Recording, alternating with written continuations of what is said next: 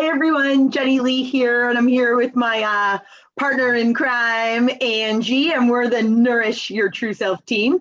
And we're super excited for Eating Disorder Awareness Week that we get to bring videos to you and get to chat with the eating disorder warriors. That's what we call them. And we're super excited that today we get to spend some time with Andi and her husband, Doug. Welcome to both of you. Thanks for being here. No problem.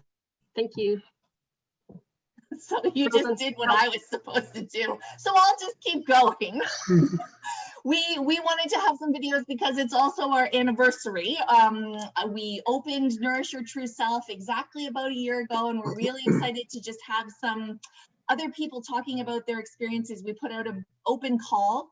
And Andi was nice enough to answer because we wanted people to see some stories, some actual eating disorder warrior stories.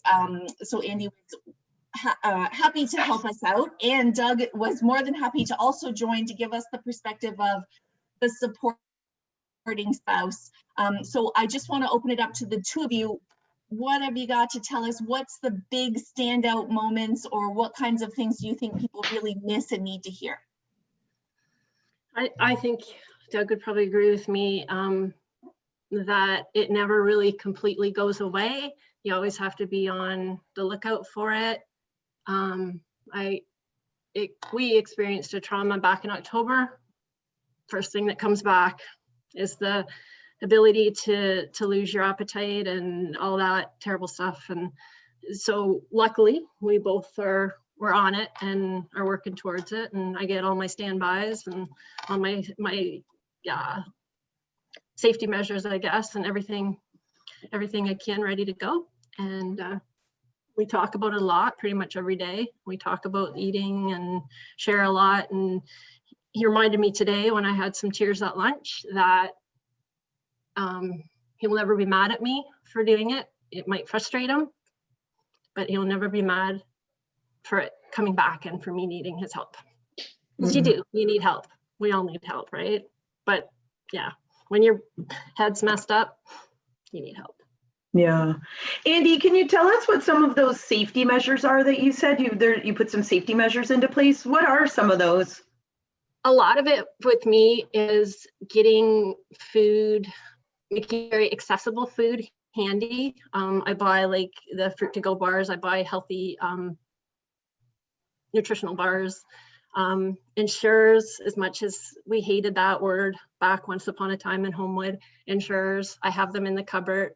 If I wake up with a headache, a migraine, I have an Ensure because I have to eat, because that throws me right off if I don't have that in the morning. So, or there's different kinds of shakes and breakfast things we do, but that's my really lazy one.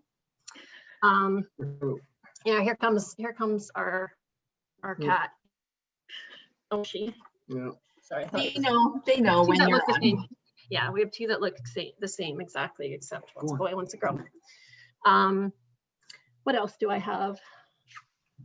I think the communication is a big thing for us. Just talking out loud, planning our meals a little better. Sometimes it would be 6 o'clock, and Doug does most of the cooking just because he's a way better cook than me, and we decided that a long time ago that that's how it would be. But he likes to know what I want to eat, because there's days that I don't want to eat that, and it'll be something that's my favorite meal on Tuesday, and on Wednesday I just roll my nose right up at him. So all he wants from me is just to tell him what I want, and he'll make it for me. So it's just, we plan a little better in the mornings. We talk about it, or the day before. Meal planning doesn't always work because my moods change sometimes that fast. So that, but just the communication and the that's a big one. I think it's really important for a caregiver to have the courage to speak up when they see the loved one slipping, and the loved one that has suffering needs to be aware that they have to be open to that, not criticism, but that awareness. And they have to be able to get that across without prejudice or hard feelings, and not be scared of the result, because sometimes people that have an eating disorder aren't thinking 100%. So, and their judgment's skewed. And everything from anger to rage to resentment can rear its ugly head. And the caregiver needs to understand that that's not necessarily a real emotion. It might be real in the moment, but it's not the root cause of the emotion. So you have to be aware of that and willing to weather that storm to get to the end, which is supporting the loved one. It sounds like, Doug, that you've really you've found it helpful, or you've been able to separate kind of Andi's authentic voice to the eating disorder voice that sometimes comes out of Andi's mouth. And I think that's, yeah, like when you say it, yeah, when it's not the true emotion, it's not Andi's emotion, but it's Andi being influenced by that eating disorder voice. Absolutely. And he does it before I do usually too, which is kind of strange, but you know, like this time he kept saying, "You're not eating," and I'm like, "I'm grieving, you know, I'm not able to eat right now. It's okay." And it's not, you know, I'm like, "I'm not trying to lose weight." You know, all the lines. "You're not trying to lose weight. I don't care what I look like." And I don't want to lose weight. But there's the control aspect, and that's what we finally got out this morning, that it's all I can control right now with COVID, with losing my nephew, with life, just the way it is, right? It's just, yeah. I bring a lot of stress home from my job, something I'm working on, but it influences everyone around me.